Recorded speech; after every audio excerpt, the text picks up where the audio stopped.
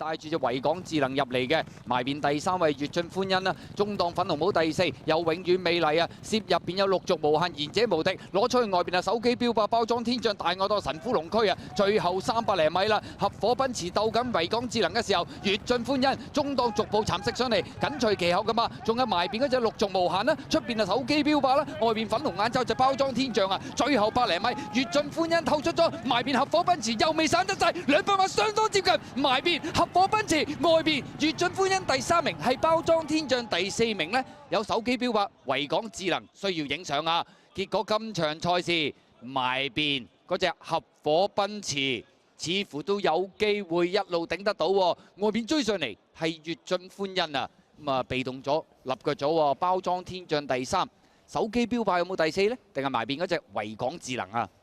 一放到底贏係呂健威贏，不過係最冷嗰隻合夥奔馳。第2係粵進歡欣，第3係沿路都係走外碟啊，留得比較後啊，包裝天象。不過臨尾咧，呂健威馬房嗰啲馬全部都。